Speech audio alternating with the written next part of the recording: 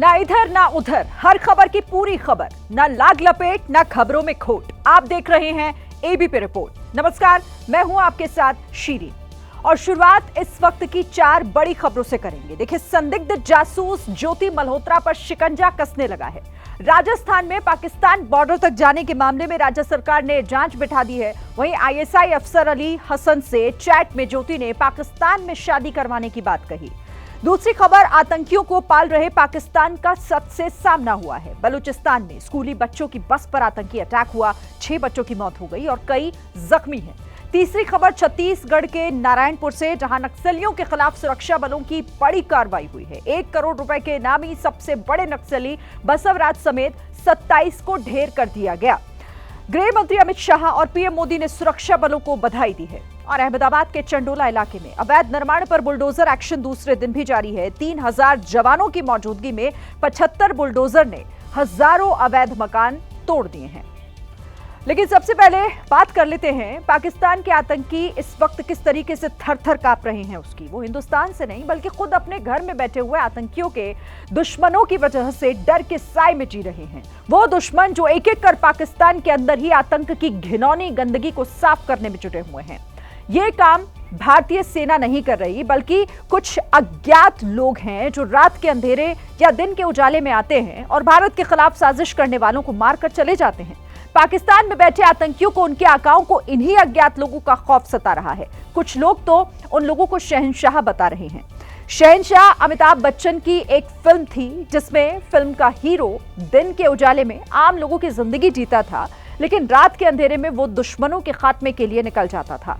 माना यह जा रहा है कि उसी फिल्मी शहंशाह की तरह पाकिस्तान में भी कोई शहंशाह है जो अंधेरी रातों में भारत के दुश्मनों का खात्मा कर रहा है।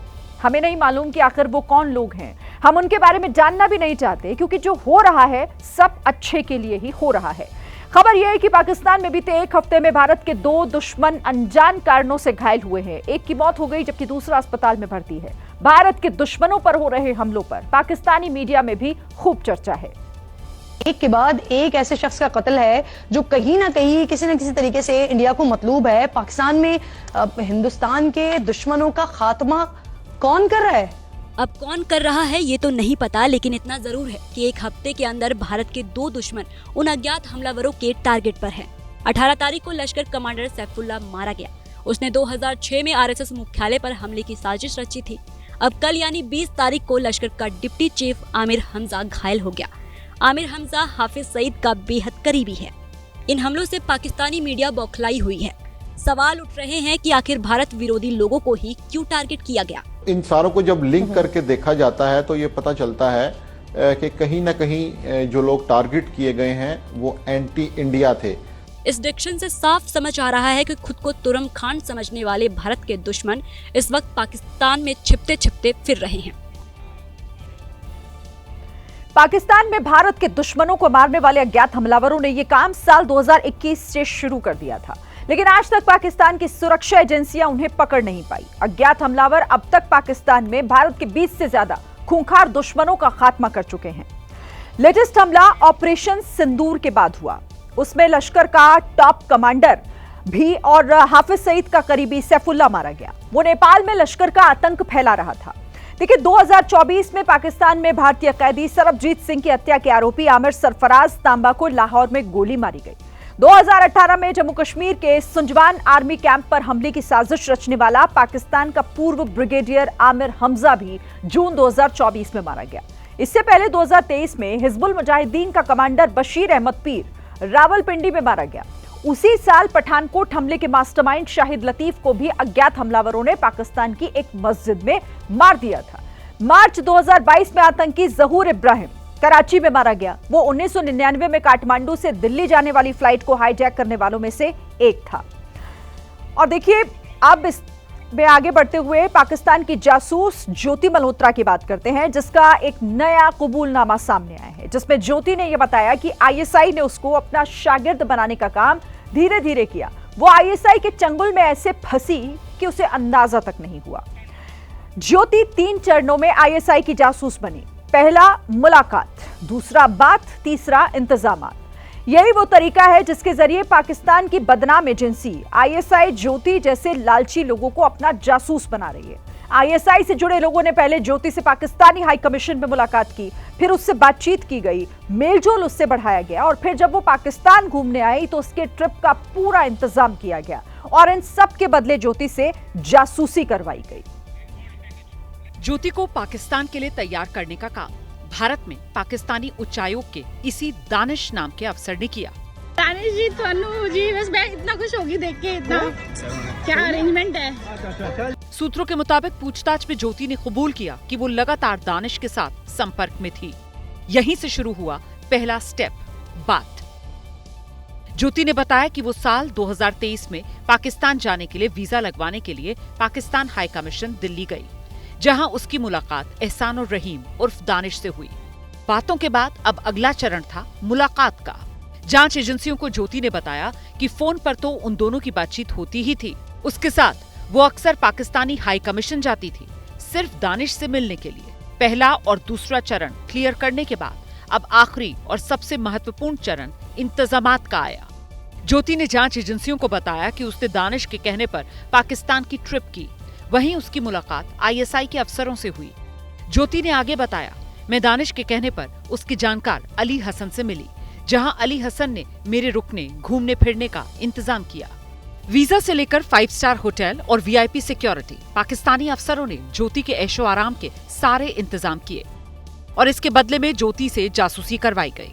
ज्योति ने कबूला, पाकिस्तान से वापस आने के बाद वो उन अधिकारियों से सोशल मीडिया के जरिए जुड़ी रही और देश की संवेदनशील जानकारियां उन्हें देती रही। जांच एजेंसियां अब आईएसआई के इस जासूसी मॉड्यूल को तोड़ने के लिए ज्योति के केस में और सतर्कता से जांच कर रही हैं। ज्योति के कबूलनामे से यह साफ है कि उसकी लालच की कीमत देश को चुकानी पड़ी। पाकिस्तान के पैसों से ज्योति ने न सिर्फ लाहौर की ट्रिप की, बल्कि शक है कि वो पाकिस्तान के पैसे से ही पूरी दुनिया घूम रही थी। पैसों की फिक्र किए बिना ज्योति ने वर्ल्ड टूर किया। बिजनेस क्लास और इंडोनेशिया सीट का फेयर पे कर रहे हैं 8,80,000। Good morning Goa. So today we are exploring beaches of South Goa. July Pangong lake. तो दोस्तों हम लोग हैं दुबई में और दुबई में आज हम गोल्ड सोक यानी ये पूरा मार्केट एरिया है। Welcome to Lahore, Pakistan. और हम जाने वाले हैं थाईलैंड की कैपिटल बैंकॉक में। ज्योति की लग्जरी लाइफ के पीछे पाकिस्तानी फंडिंग का शक उसके बैंक अकाउंट में हुए पैसों के लेन देन से हुआ। सूत्रों के मुताबिक ज्योति के खाते में दुबई से पैसा आया था। जांच एजेंसी अब ज्योति के सभी बैंक अकाउंट खंगाल रही है और ये पता लगा रही है कि उसके अकाउंट में पैसा कहां से आ रहा था। बहुत ही मेजर अट्रैक्शन है ये, अगर आप आओ ना शंघाई में तो लाइक दाबन, this is just wow. Police के सूत्रों की माने तो जांच के दौरान पुलिस को ज्योति के 4 बैंक अकाउंट के बारे में जानकारी मिली। उन चारों की जांच के बाद ज्योति की नापाक कुंडली के कुछ और राज निकल सकते हैं। ज्योति को पाकिस्तान और वहां के अधिकारियों से इतना लगाव हो गया कि वो वहीं पर सेटल होने के सपने सजा रही थी। जांच एजेंसीज ने ज्योति मल्होत्रा का फोन चेक किया तो पता चला कि वो तो किसी पाकिस्तानी की बेगम बनना चाहती थी। ज्योति के फोन में पाकिस्तानी खुफिया एजेंसी के अधिकारी अली हसन का एक और चैट मिला। इसमें आईएसआई का अधिकारी अली ज्योति पर प्यार लुटा रहा है और ज्योति कह रही है कि मेरी शादी पाकिस्तान में करवा दो। जो यार, मेरे दिल से दुआ निकलती है हमेशा कि आप खुश रहो, आप हमेशा हंसते खेलते रहो, जीवन में कभी कोई गम नहीं आएगा। इसके बाद इस पर ज्योति ने अली हसन को एक हंसी वाली इमोजी भेजी, फिर कहा मेरी शादी पाकिस्तान में करवा दो। इस चैट से इतना तो साफ है कि ज्योति का पाकिस्तान के साथ एक इमोशनल कनेक्शन था, इतना गहरा कनेक्शन कि भारत छोड़कर वो दाने दाने को मोहताज पाकिस्तान के किसी लड़के को जीवन साथी बनाना चाहती थी। ज्योति के साथ देश में एक और जासूस पकड़ा गया जिसका नाम शहजाद है। शहजाद उत्तर प्रदेश के मुरादाबाद का रहने वाला है। सूत्रों के मुताबिक मुरादाबाद का शहजाद भी ज्योति की तरह आईएसआई के लिए जासूसी का काम कर रहा था। यूपी एटीएस ने संदिग्ध गतिविधियों की वजह से शहजाद को पकड़ा है। अब पता चला है कि शहजाद भी पाकिस्तानी अफसर दानिश से जुड़ा हुआ था। इसने यूपी के कई लड़कों को पाकिस्तान भेजा, वीजा दिलवाने में भी मदद की। शहजाद बॉर्डर पर तस्करी का काम करता था। वहीं उसकी जान पहचान आईएसआई के लोगों से हुई। एजेंसीज को शक है कि शहजाद को आईएसआई के लोग पैसे दिया करते थे और फिर उन्हीं पैसों का इस्तेमाल वो भारत में जासूसी और आतंकी गतिविधियों के लिए कर रहा था। देखिए, पाकिस्तान की सत्ता में अक्सर फैसले अपनी कुर्सी बचाने के लिए या फिर कुर्सी हथियाने के लिए किए जाते हैं। भारत के हाथों पिटे पाकिस्तान के आर्मी चीफ आसिम मुनीर को फील्ड मार्शल का खिताब मिलना सही फैसला लगता है, क्योंकि पाकिस्तान का इतिहास रहा है कि जब जब आर्मी चीफ कमजोर हुआ उसने तख्ता पलट का रास्ता चुना। और मौजूदा वक्त में पाकिस्तान के भीतर आसिम मुनीर के खिलाफ चौतरफा सवाल उठ रहे हैं। आवाम का गुस्सा बढ़ रहा है, जिसकी वजह भी है। भारत से संघर्ष में आसिम मुनीर की सेना बुरी तरह पिटी। पाकिस्तान सेना भारतीय हमलों को रोक नहीं पाई। पाकिस्तान के कई एयरबेस तबाह हो गए। वहीं बलूचिस्तान में बीएलए लगातार चुनौती दे रहा है। मार्च के महीने में बीएलए ने जाफर एक्सप्रेस को हाईजैक कर लिया था। वहीं खैबर पख्तूनख्वा में पाकिस्तानी सेना के अत्याचार के खिलाफ आवाज लगातार बुलंद हो रही है। ऐसे में देखिए, सवाल यहां पर यह है कि एक हारे आर्मी चीफ को फील्ड मार्शल का तमगा क्यों दिया गया? क्या आसिम मुनीर तख्ता पलट की तैयारी में है और शहबाज अपनी कुर्सी बचाना चाहते हैं? तख्ता पलट का सवाल इसीलिए क्योंकि 1999 में करगिल युद्ध में पाकिस्तान भारत के हाथों पिटा, तो तब पाकिस्तान सेना के चीफ परवेज मुशर्रफ ने तत्कालीन प्रधानमंत्री नवाज शरीफ की सरकार का तख्ता पलट कर दिया और सत्ता की बागडोर अपने हाथ में ली। गौर करने वाली बात यह है कि तब तख्ता पलट का शिकार बने नवाज शरीफ मौजूदा प्रधानमंत्री शहबाज शरीफ के भाई हैं। पाकिस्तान का इतिहास बताता है कि भारत के साथ हर युद्ध के बाद वहां सत्ता बदली। 1965 के युद्ध के बाद मोहम्मद अयूब को सत्ता से जाना पड़ा। 1971 में हार के बाद याहिया खान ने इस्तीफा दिया। 1999 में करगिल युद्ध के बाद नवाज शरीफ सरकार का तख्ता पलट हो गया। गौर करने वाला तथ्य ये है कि फील्ड मार्शल का खिताब पाने वाले आसिम मुनीर पाकिस्तान के दूसरे आर्मी जनरल हैं। इससे पहले ये खिताब मोहम्मद अयूब को मिला था, जो कि 1958 में तख्ता पलट कर सत्ता में काबिज हुए। यहीं ये सवाल उठता है कि क्या फील्ड मार्शल का खिताब लेकर अब आसिम मुनीर भी मोहम्मद अयूब की राह पर है? हालांकि मोहम्मद अयूब के फील्ड मार्शल बनने और आसिम मुनीर के फील्ड मार्शल बनने की कहानी में एक बड़ा अंतर है। देखिए, मोहम्मद अयूब ने 1958 में तख्ता पलटकर राष्ट्रपति बनने के बाद खुद को फील्ड मार्शल घोषित किया, जबकि आसिम मुनीर को शहबाज सरकार ने फील्ड मार्शल बनाया। ये सब जानते हैं कि पाकिस्तान में कोई भी फैसला फौज की हरी झंडी के बिना नहीं होता है। इधर फील्ड मार्शल के फैसले पर पाकिस्तान में लानत मलानत तेज हो गई है। ये उदा शायद उस वक्त मिलना पाकिस्तान की आवाम और पत्रकार पूछ रहे हैं कि आखिर आसिम मुनीर को किस उपलब्धि के लिए फील्ड मार्शल का खिताब दिया गया। ये उदा शायद उस वक्त मिलना चाहिए था, या अगर देना ही था जरूरी, कि अगर ये बलूचिस्तान में जो कुछ हो रहा है उसको कंट्रोल करते। बलूचिस्तान में जो बीएलए के अटैक चल रहे हैं, असल में पाकिस्तान की मीडिया और जनता दोनों जानते हैं कि आसिम मुनीर की सेना हर मोर्चे पर विफल रही है। न वो भारत के हमलों को रोक पाई, न बलूचिस्तान में बीएलए को कंट्रोल कर पा रही है। वहीं पेशावर से क्वेटा तक आसिम मुनीर की सेना के अत्याचार की खबरें चर्चा बटोर रही हैं। कम से कम मान तो जाओ कि यार क्या हुआ है। कम से कम हमारे डिफेंस मिनिस्टर ख्वाजा आसिफ ये तो कहें कि हाँ जी ड्रोन अटैक हुआ है। कई पाकिस्तानी पत्रकार यहां तक कह रहे हैं कि आसिम मुनीर को फील्ड मार्शल का खिताब देने का ऐलान शहबाज सरकार की ओर से हुआ, लेकिन इस फैसले में बड़ी भूमिका पाकिस्तानी फौज की है और यहीं से तख्तापलट के संकेत मिल रहे हैं। आतंक को पालने पोसने वाला अब पाकिस्तान खुद भी आतंक के आंसू रो रहा है। बलूचिस्तान में छात्रों को ले जा रही स्कूल बस पर आतंकियों ने अटैक किया और इस हमले में 6 मासूम बच्चों की जान चली गई। ये वही स्कूल बस है जिसमें दर्जनों की संख्या में बच्चे और स्कूल का स्टाफ सवार था। तभी आत्मघाती बम विस्फोट हुआ और पूरी बस जलकर राख हो गई। बस में सवार 35 से ज्यादा लोग घायल भी हुए, जिन्हें अस्पताल में एडमिट कराया गया। यह आत्मघाती हमला बलूचिस्तान प्रांत के खुजदार जिले में हुआ। जली हुई बस के बाहर जमीन पर स्कूली बच्चों के बैग भी बिखरे हुए नजर आ रहे हैं। आतंकियों ने जिस बस को निशाना बनाया था वो आर्मी स्कूल की थी। इससे पहले साल 2014 में भी आतंकियों ने पेशावर के आर्मी स्कूल को निशाना बनाया था और 132 मासूम बच्चों समेत 140 से ज्यादा लोगों की हत्या कर दी थी। बलूचिस्तान इलाके में बलूच लिबरेशन आर्मी काफी ज्यादा एक्टिव है और आए दिन पाकिस्तानी सेना के जवान उसके निशाने पर रहते हैं। बलूचिस्तान के बाद पाकिस्तान के सिंध प्रांत में भी विरोध की आग धधक उठी है। सरकारी प्रोजेक्ट का विरोध कर रहे लोगों ने सिंध के गृह मंत्री के घर पर हमला बोल दिया और आग लगा दी। पहले कुछ लोग हथियारों के साथ गृह मंत्री जियाउल हसन लंजर के आवास में दाखिल हुए। हवा में कई राउंड फायरिंग की।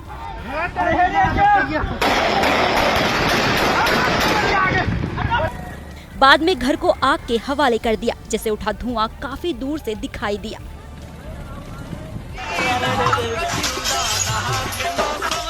वहीं एक दूसरी तस्वीर में कुछ लोग लाठी डंडों के साथ मंत्री के घर में लगे एसी, लाइट और सजावट का सामान तोड़ते दिखे। गृह मंत्री जियाउल हसन लंजर के जिस घर पर हमला हुआ वो सिंध के 9 शहरों फिरोज जिले में है। बताया जा रहा है कि सिंध सरकार नहर के 6 छोटे बड़े प्रोजेक्ट चला रही है, जिसका बड़े स्तर पर विरोध हो रहा है। बताया जा रहा है कि गृह मंत्री के घर पर हमला करने वाले इस विरोध का हिस्सा है। ऑपरेशन सिंदूर के जरिए भारतीय सेना ने पाकिस्तान को वो सबक सिखाया। अब आर्मी ने पाकिस्तानी चौकियों पर अटैक की तस्वीरें जारी की हैं, जिनमें पाकिस्तान के सैन्य मोर्चों की बर्बादी की कहानी दर्ज है। तस्वीरें पुंछ से सटी एलओसी यात्री नियंत्रण रेखा की हैं। यहां ऑपरेशन सिंदूर से बौखलाए पाकिस्तान ने गोलाबारी शुरू की तो जवाबी कार्रवाई में भारतीय जाबाजों ने बारूद की बारिश कर दी। ये कार्रवाई 9 और 10 मई को हुई, जब भारतीय सेना ने एलओसी से सटी पाकिस्तान की चौकियों को एक-एक कर मिट्टी में मिला दिया। भारतीय सेना ने पाकिस्तान के हर उस ठिकाने को ध्वस्त कर दिया जहां से वो गोलाबारी की कोशिश कर रहा था या फिर पाकिस्तानी आतंकियों ने अपने लॉन्च पैड बना रखे थे। भारतीय सेना की कार्रवाई से पूरी नियंत्रण रेखा धमाकों से गूंज उठी और धुएं से भर गई। युद्ध की मार झेल रहे गाजा में भूखमरी जैसे हालात हैं। लोग दाने दाने को तरस रहे हैं और जो मिल रहा है वो इतना महंगा है कि आदमी भूखों मरने के पहले महंगाई की मार से दम तोड़ देगा। टाइम मैगजीन की एक रिपोर्ट के मुताबिक गाजा में 1 लीटर पानी 2000 रुपए में बिक रहा है। बिल्कुल ठीक सुना है आपने, 1 लीटर पानी की बोतल 2000 रुपए में मिल रही है। खाने पीने के सामान की बात की जाए तो गाजा में 1 किलो चीनी 833 रुपए में बिक रही है। वहीं 1 किलो चावल अगर लेना है तो 1833 रुपए खर्च करने होंगे और आटा तो जैसे सोने के भाव बिक रहा है। गाजा में 1 किलो आटा खरीदने के लिए आपको 7000 रुपए देने पड़ेंगे। दिल्ली में जो अंडा 70 रुपए दर्जन बिक रहा है, वही अंडा गाजा में 3600 रुपए दर्जन में मिल रहा है, यानी एक अंडा 300 रुपए का। दिल्ली में पनीर 350 रुपए में 1 किलो मिल जाता है, वही पनीर गाजा में 4000 रुपए किलो में बिक रहा है। देखिए, मुंबई के लोकल ट्रेन में एक व्यक्ति ने महिला के साथ बुरी तरह से मारपीट की। यह शख्स गलत तरीके से रिजर्व कोच में चढ़ गया था। फिलहाल जीआरपी ने उसे गिरफ्तार कर लिया है।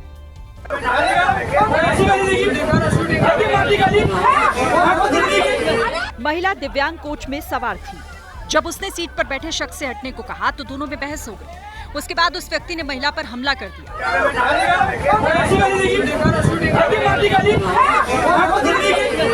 वीडियो में देख सकते हैं आप कि आरोपी व्यक्ति महिला को पकड़कर उसके साथ मारपीट कर रहा है। कोच में मौजूद दूसरे लोग छुड़ा रहे हैं, लेकिन वो किसी की सुनता नहीं।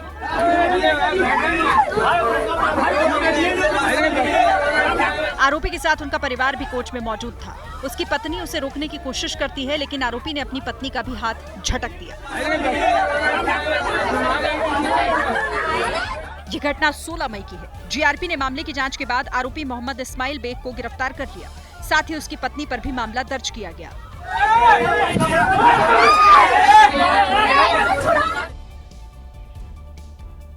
इंदौर में बर्थडे पार्टी में बदमाशों का चाकुओं के साथ डांस उन पर ही भारी पड़ गया।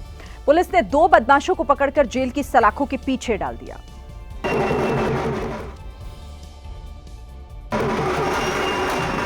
जन्मदिन की पार्टी में बड़े बड़े चाकुओं के साथ डांस।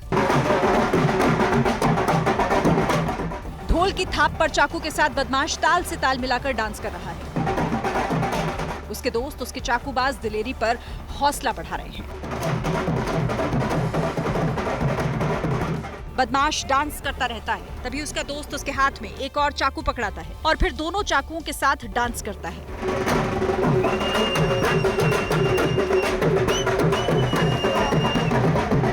चाकू डांस का वीडियो वायरल हुआ तो पुलिस ने 2 आरोपियों को धर दबोचा। डांस वाले चाकूबाज फिर थाने में कान पकड़कर माफी मांगते नजर आए। एक साथ बैठनी चाहिए, एक साथ उठनी चाहिए, दोनों तो करोगे ऐसा काम एक साथ। इंदौर में हथियार लहराकर कानून तोड़ने की तमाम तस्वीरें पहले भी आ चुकी हैं।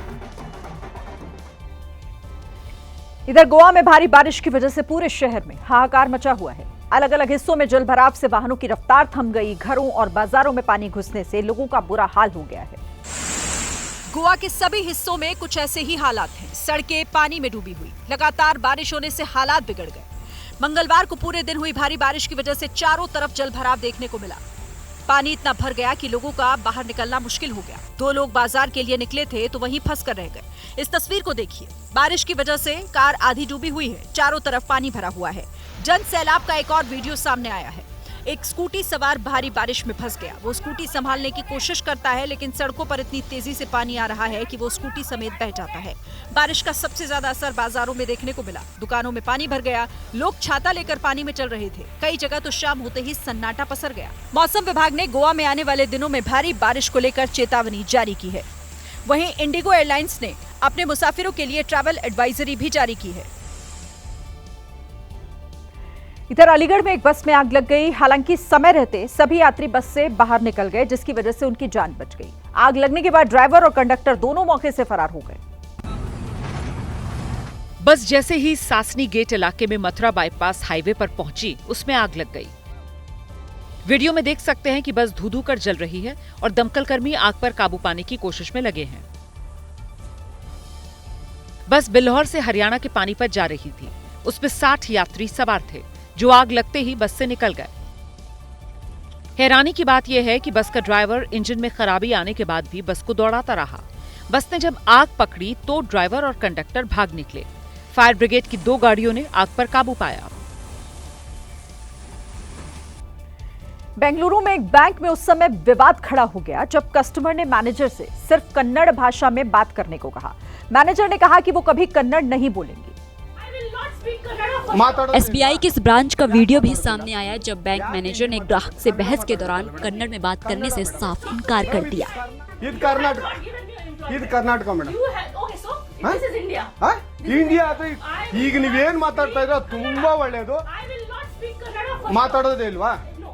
ग्राहक बैंक मैनेजर पर कन्नड़ में बात करने का दबाव बना रहा था। उसने कहा कि कर्नाटक में है तो कन्नड़ बोलना ही होगा। ಯಾಕೆ ಹಿಂದಿ ಮಾತಾಡ್ಬೇಕು, ಕನ್ನಡ ಮಾತಾಡ್ಬೇಕಲ್ಲ ಮೇಡಮ್, ಇದು ಕರ್ನಾಟಕ, ನೀವು ಮ್ಯಾನೇಜರ್ ಆದ್ರೆ ಯಾಕೆ ಮಾತಾಡಬಾರ್ದಾ ಸರ್, ದಯವಿಟ್ಟು ಮಾತಾಡಬೇಡಿ। कस्टमर काफी देर तक बैंक में हंगामा करता रहा। जब किसी ने उसकी बात नहीं सुनी तो वो बैंक से चला गया। अहमदाबाद के चंडोला इलाके में बुलडोजर का एक्शन आज फिर से देखने को मिला। इस कार्रवाई का मकसद अवैध कब्जों को हटाना और बांग्लादेशी घुसपैठियों पर नकेल कसना है।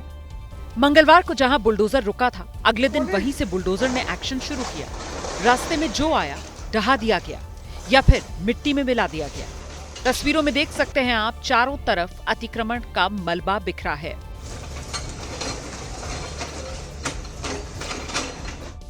ये एक्शन 2.5 लाख वर्ग मीटर से अधिक जमीन को अतिक्रमण से मुक्त कराने के लिए, जिस पर अवैध कब्जा कर कच्चे पक्के मकान बना दिए गए थे।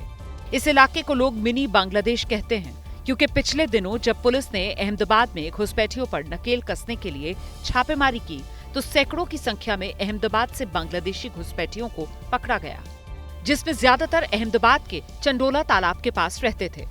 यानी पहले एक एक घुसपैठी को खोज खोज कर निकाला और अब उनके अवैध कब्जे पर बुलडोजर चलाकर ढहा दिया। अहमदाबाद का चंडोला तालाब बरसों से अवैध कब्जे की चपेट में रहा है, जिसे मुक्त कराने की कोशिश प्रशासन एक लंबे समय से कर रहा है। पिछले महीने 28 से 29 अप्रैल को चंडोला में बुलडोजर एक्शन हुआ था। उस समय अहमदाबाद नगर निगम ने 4000 अवैध मकानों को ध्वस्त किया था और 1.5 लाख वर्ग मीटर जमीन को खाली करवाया गया था। इस कार्रवाई के दूसरे चरण में नगर निगम अब 2.5 लाख वर्ग मीटर जमीन खाली करवाने की मुहिम चला रहा है। दूसरे चरण की कार्रवाई में 8500 अवैध निर्माण को ध्वस्त करने की योजना है। एक्शन के दौरान कानून व्यवस्था ना बिगड़े, इसके लिए 3500 से ज्यादा पुलिसकर्मियों को तैनात किया गया। अवैध निर्माण को तोड़ने के लिए प्रशासन ने इस पूरे इलाके में 75 से ज्यादा जेसीबी मशीनें लगाई हैं। अहमदाबाद नगर निगम का कहना है कि 100 घंटे में वो चंडोला तालाब के आसपास अवैध कब्जे को पूरी तरीके से खाली करवा लेगा। यानी बुलडोजर का ये एक्शन 3-4 दिन अभी और चल सकता है।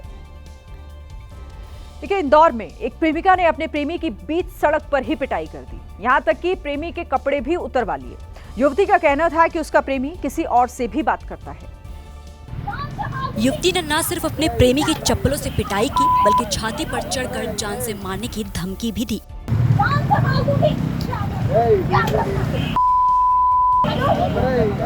बीच सड़क पर ही युवती ने अपने प्रेमी को पीटना शुरू कर दिया। यहाँ तक कि मारपीट के दौरान एक एक करके कपड़े भी उतरवा लिए।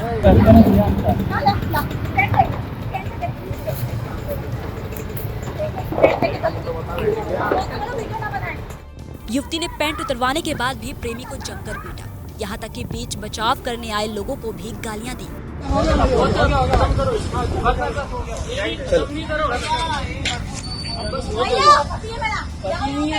करीब 20 मिनट तक मारपीट करने के बाद युवती 2 युवकों के साथ बाइक पर बैठकर फरार हो गई।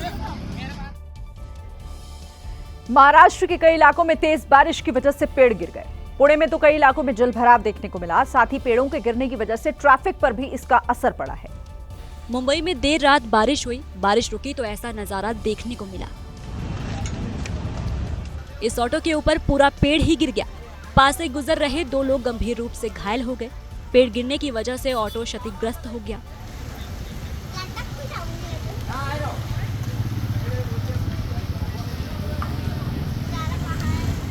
पुणे में रुक रुक कर बारिश जारी है। पिंपरी चिंचवाड़ इलाके में बारिश के कारण 15 जगहों पर पेड़ गिर गए। पेड़ गिरने से काफी नुकसान भी हुआ। कई लोगों की गाड़ियां पेड़ के नीचे दब गई, कुछ तो पूरी तरह से कबाड़ हो गई। देखिए, एक तरफ रूस और यूक्रेन के बीच युद्ध विराम की बात चल रही है, तो दूसरी तरफ दोनों देश लगातार एक दूसरे पर सैन्य कार्रवाई भी कर रहे हैं। रूस की तरफ से यूक्रेन पर किए गए हवाई हमले का एक वीडियो सामने आया है। ये वीडियो रूसी सेना की तरफ से जारी किया गया है। इस वीडियो के जरिए रूस ने दावा किया कि उसने यूक्रेन के सैन्य हवाई अड्डे पर हमला किया है। वीडियो में दिखाई दिया कि हमले के बाद जोर का धमाका होता है और आग की लपटों के साथ आसमान की तरफ उठता भीषण धुएं का गुबार नजर आता है। रूस का ये भी दावा है कि उसने यूक्रेन के करीब 160 ड्रोन हवा में ही मार गिराए हैं। ऐसे हालात के बीच रूसी राष्ट्रपति व्लादिमीर पुतिन अचानक रूस यूक्रेन की सीमा पर मौजूद कुसर्क इलाके में पहुंच गए। ये वही इलाका है जहां पिछले महीने रूसी सैनिकों ने यूक्रेनी सैनिकों को भागने पर मजबूर कर दिया था।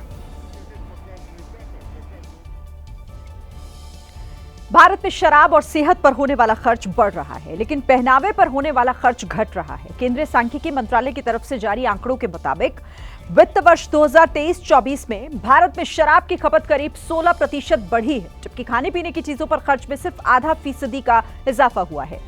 हेल्थ यानी स्वास्थ्य सेवाओं पर खर्च में 17% की बढ़ोतरी हुई।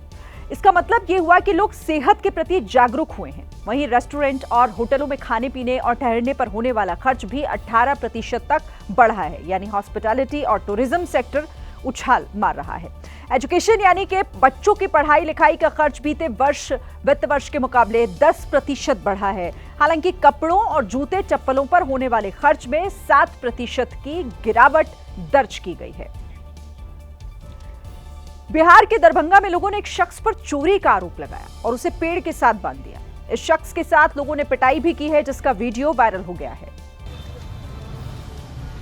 दरअसल इस शख्स पर निजी अस्पताल से करीब 4000 रुपए की चोरी का आरोप लगा है, जिसके बाद लोगों ने इसकी पिटाई की और फिर पेड़ से बांध दिया। दरअसल ये शख्स सुबह 5 बजे निजी अस्पताल के ऑपरेशन थिएटर के पास पहुंच गया था और लोगों ने जब इसको पकड़ा तो ये कोई सही जवाब नहीं दे पाया।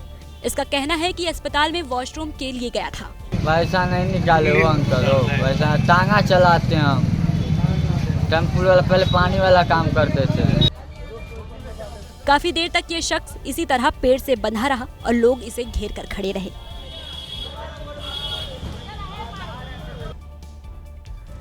गर्मी के मौसम में लोग पहाड़ों पर घूमने के लिए जाते हैं, लेकिन कुछ लोग ऐसे भी होते हैं जो शराब पीकर हंगामा करने लगते हैं। नैनीताल में एक शख्स शराब के नशे में कई घंटे तक हंगामा करता रहा।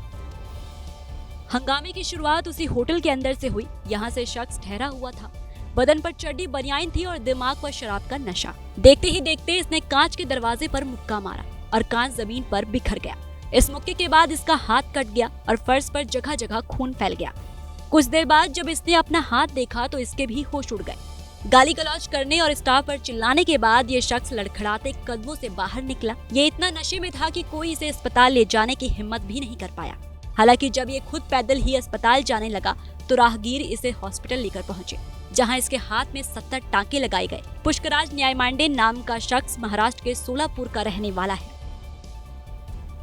भारत में इस वक्त आप भीषण गर्मी से जूझ रहे हैं, तो ऑस्ट्रेलिया में बारिश ने लोगों का जीना मुहाल कर दिया है।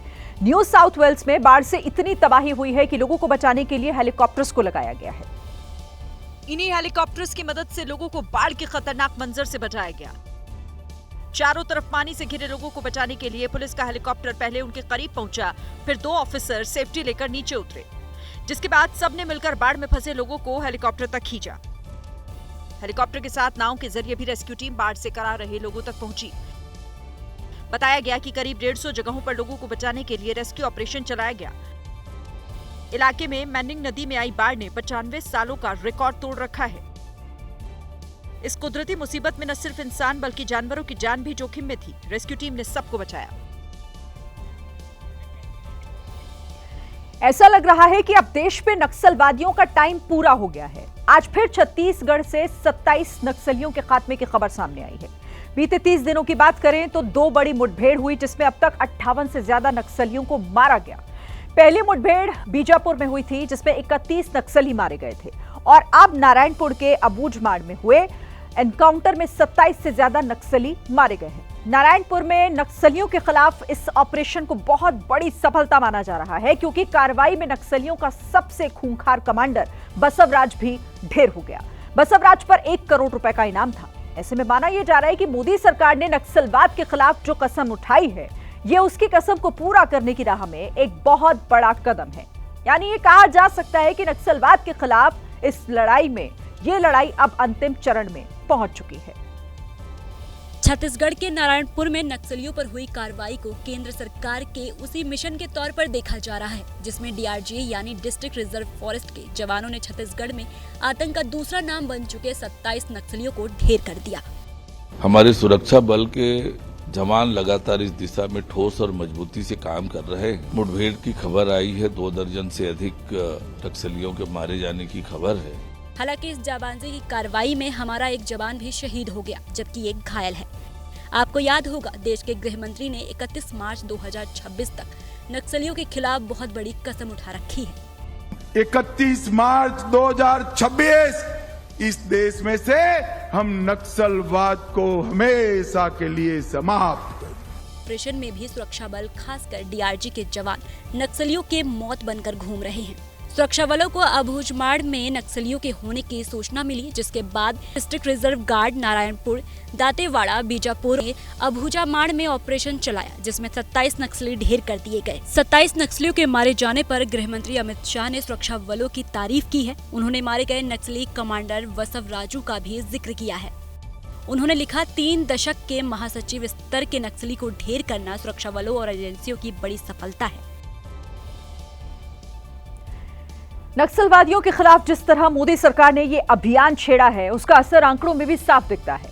इसी साल अब तक 200 से ज्यादा नक्सली मारे जा चुके हैं। आज जो खबर सामने आई उसमें 27 नक्सली मारे गए, जिनमें 31 नक्सली अप्रैल मई में चली मुठभेड़ में छत्तीसगढ़ तेलंगाना सीमा पर मारे गए। उससे पहले बीजापुर में 22 नक्सली मारे गए। अप्रैल में बालाघाट में हुए ऑपरेशन में 4 नक्सलियों को ढेर किया गया था, जबकि मार्च में सुकमा, बस्तर में कुल 46 नक्सली मारे गए। जनवरी में गरियाबंद जिले में हुए मुठभेड़ में 14 नक्सलियों को ढेर कर दिया गया था। ऐसे में जिस रफ्तार से नक्सलियों का खात्मा हो रहा है, नक्सलवाद ज्यादा दिन तक सांसें नहीं ले पाएगा। देखिए, लखनऊ में चप्पलों से पिटाई का एक वीडियो इस समय खूब वायरल हो रहा है, जिसमें बाइक पर पीछे बैठी महिला बाइक चला रहे युवक पर चप्पलों की ताबड़तोड़ बारिश करती दिख रही है। 20 सेकंड के वीडियो की हर तरफ चर्चा हो रही है। बीच सड़क बाइक के ऊपर चप्पलों का भीषण प्रहार। ऐसा प्रहार जिसने भी देखा वो बस देखता रह गया।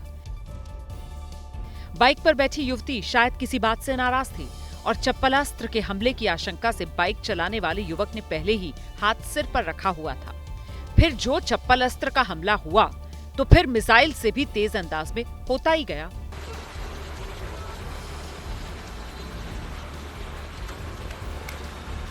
पहले हमले में 3 चप्पलें मारी और फिर बाइक साइड में रोकने या बाई तरफ ले चलने को कहा। युवक नहीं माना तो अगली बार 5 बार चप्पलें मारी। फिर भी जब बाइक सवार बाई तरफ नहीं मुड़ा तो युवती ने सीधे मुंह की तरफ चप्पल से हमला बोल दिया और फिर 5 से 7 बार चप्पल के प्रहार से बाइक सवार को धो डाला। वीडियो देखकर लग रहा है कि महिला बाइक को दूसरी तरफ ले जाना चाहती थी, लेकिन युवक नहीं माना और उसी की सजा उसे चप्पल वाले हमले के तौर पर नसीब हुई। हो सकता है यह हमला कुछ और देर तक भी चला हो, लेकिन उससे पहले ही वीडियो बनाने वाले को रास्ता बदलना पड़ा और चप्पल वाले प्रहार के वीडियो का यहीं पर अंत हो गया। अब ये युवती कौन है, बाइक कौन चला रहा था, इसका पता नहीं चल पाया, लेकिन इतना पता चल गया कि ये वीडियो लखनऊ के खुर्रम नगर का है। अमेरिका के न्यू जर्सी में एक ट्रक अनियंत्रित होकर एक घर के अंदर जा घुसा, जिसके बाद हड़कंप मच गया। गनीमत ये रही कि इस एक्सीडेंट में कोई घायल नहीं हुआ, लेकिन घसीटते टायरों के निशान बताने के लिए काफी है कि हादसे का मंजर कितना भयानक रहा होगा। ट्रक का आधे से ज्यादा हिस्सा घर में पूरी तरह समा चुका है। हादसा इतना जबरदस्त था कि घर का पूरा स्ट्रक्चर ही बिगड़ गया। तस्वीरों में दिखाई दे रहा है कि ट्रक कंस्ट्रक्शन का माल लेकर कहीं जा रहा था, लेकिन अनियंत्रित होकर घर में घुस गया। फिलहाल मौके पर स्थानीय पुलिस पहुंची है। राहत बचाव का कार्य अब भी जारी है। घटना ग्लासबोरो रोड और स्ट्रेटफोर्ड एवेन्यू के एक कोने पर हुआ। हैदराबाद के हयात नगर से सड़क हादसे का एक दिल दहला देने वाला वीडियो सामने आया है, जहां पर एक कार दूसरी तरफ से आ रही डीसीएम से टकरा गई और इस हादसे में 3 छात्रों की मौत हो गई। जिस जगह ये टक्कर हुई वहां रोड एकदम खाली था, दूर दूर तक कोई नहीं दिख रहा था। लेकिन तभी सावधानी हटी और ऐसी दुर्घटना घटी कि पूरे इलाके में हड़कंप मच गया। तेज रफ्तार से आई कार दूसरी तरफ से आ रही डीसीएम से टकरा गई। ये टक्कर इतनी जोरदार थी कि कार के परखच्चे उड़ गए, आगे का पूरा हिस्सा गायब हो गया। गाड़ी को ट्रैक्टर की मदद से अलग किया गया और कार में बैठे 3 छात्र की मौके पर ही मौत हो गई। वहीं दुर्घटना में घायल हुए अलीमेत पवन कल्याण को हयात नगर के सनराइज अस्पताल में भर्ती कराया गया। तस्वीरों में देख सकते हैं कि डीसीएम अपनी लाइन में चल रही थी, लेकिन कार तेज रफ्तार में आ रही थी और जैसे ही वो डीसीएम के पास पहुंची, नियंत्रण से बाहर हो गई और सीधी डीसीएम से भिड़ गई, जिसके बाद स्थानीय लोगों ने कार में बैठे लोगों को बाहर निकालने की कोशिश की। वहीं हयात नगर पुलिस ने मामला दर्ज कर जांच शुरू कर दी है। मध्य प्रदेश के सागर में एक बड़ा हादसा हुआ। यहां के बंडा इलाके में बारिश के दौरान तेज आंधी और तूफान चल रहा था। स्थानीय निवासी अमोल नागवंशी अपने बच्चों के साथ घर पर थे। उन्हें घर का छप्पर उड़ने का डर था और इसीलिए बच्चे और वो लोग सभी उसको पकड़कर नीचे खींचने का प्रयास कर रहे थे कि तभी हवा का एक जोरदार झोंका आया तो कच्चे मकान का पूरा छप्पर हवा में जाकर पलट गया। छप्पर को जो बच्चे उसे पकड़े हुए थे वो इस छप्पर के साथ उड़ गए और घर के बाहर गिर गए। हालांकि राहत इस बात की है कि दोनों बच्चे सुरक्षित हैं, लेकिन पूरा घर तहस नहस हो चुका है।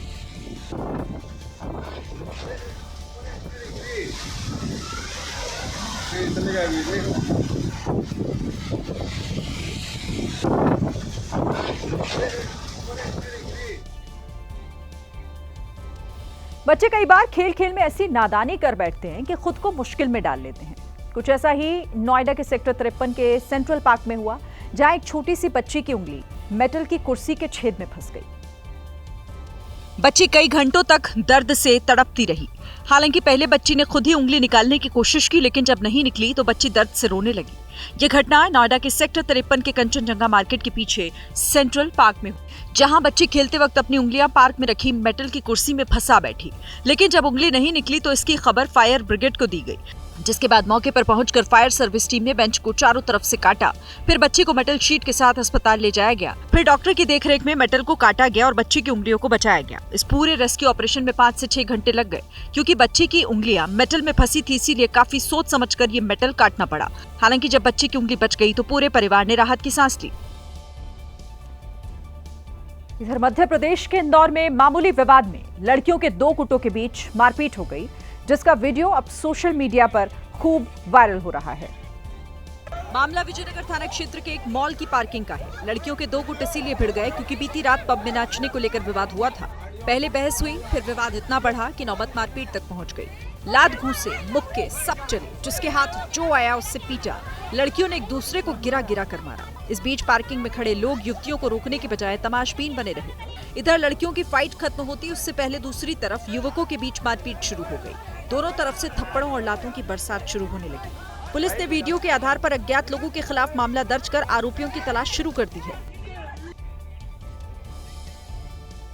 बीते कुछ सालों से घनी दाढ़ी वाला लुक ट्रेंड में है, लेकिन अगर ध्यान न रखा जाए तो यही दाढ़ी मुश्किल भी बढ़ा सकती है। और ऐसा हम नहीं कह रहे हैं, बल्कि एक रिसर्च में ये बात निकलकर सामने आई है।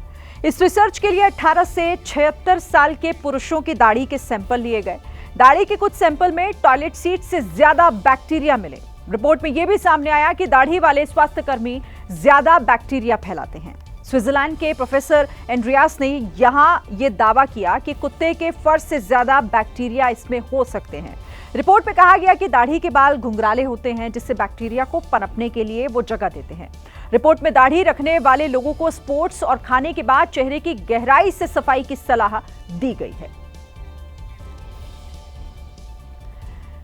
नासिक और मुंबई हाईवे के पास एक फैक्ट्री में आग लगने से हड़कंप मच गया। आग रात के 1:30 बजे लगी, जिसे बुझाते बुझाते सुबह हो गई, लेकिन आग पर काबू नहीं पाया जा सका। जिस फैक्ट्री में आग लगी वो जिंदल कंपनी की थी, जिसके गेट नंबर 4 पर आग लगने से अफरा तफरी मच गई। आग इतनी विकराल थी कि उसने आसपास के पूरे इलाके को अपनी जद में ले लिया और फैक्ट्री में रखे केमिकल ने घी का काम किया, जिसकी वजह से आग भड़कती चली गई। हालांकि गनीमत रही कि कोई हताहत नहीं हुआ, लेकिन फैक्ट्री में रखा लाखों का माल जलकर खाक हो गया, क्योंकि जब तक दमकल विभाग की टीम घटनास्थल पर पहुंची, आग विकराल रूप ले चुकी थी, जिसकी वजह से आग पर काबू पाने में काफी मशक्कत का सामना करना पड़ा। बताया जा रहा है कि आग शॉर्ट सर्किट की वजह से लगी। फिलहाल पूरे मामले की जांच हो रही है। आपको बता दें कि इस फैक्ट्री में 3 साल पहले भी आग लगी थी। गाड़ी आई 180 की स्पीड से। बुलंदशहर में एक पिता को बेटी से छेड़छाड़ करने वालों का विरोध करना महंगा पड़ गया। दबंगों ने पिता की बीच सड़क पर पिटाई कर डाली। पूरी घटना सीसीटीवी में कैद हो गई। गांव का एक युवक लंबे समय से पीड़ित की बेटी को रास्ते में परेशान करता था। पिता ने विरोध किया तो दबंगों ने घेर कर हमला कर दिया। जैसे ही पीड़ित व्यक्ति अपने घर से बाहर निकलता है, दबंगों की पूरी फौज पिता पर टूट पड़ती है। थप्पड़, लात और घूंसों की बरसात होने लगती है। जब इतने से भी दबंगों का मन नहीं भरता है तो पहले लाठी, डंडे और फिर बाद में ईंट से हमला करने लगते हैं।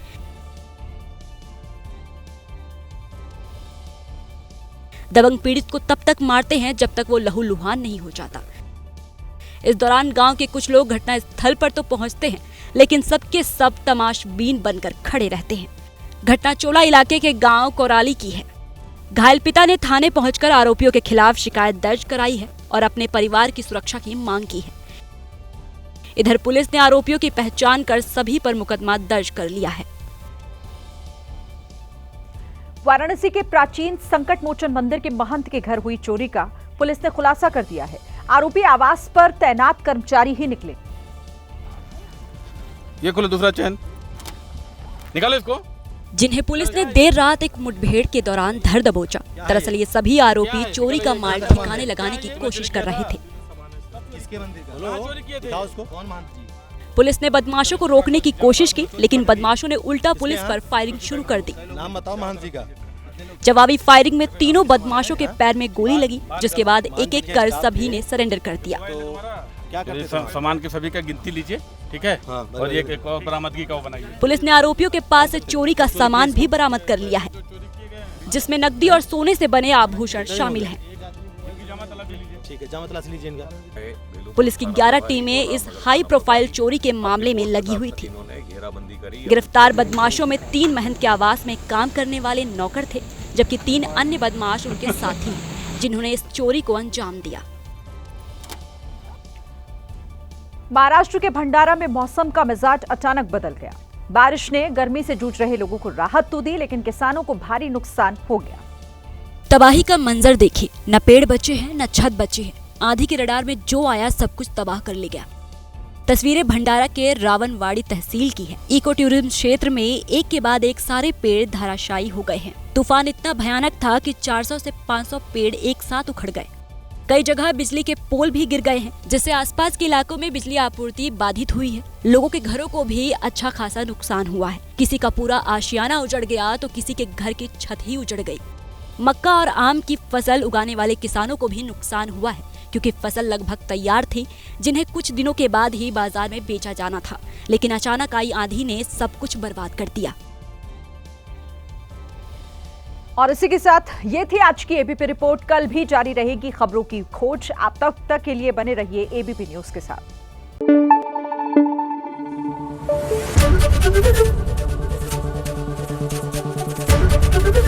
एबीपी न्यूज आपको रखे आगे।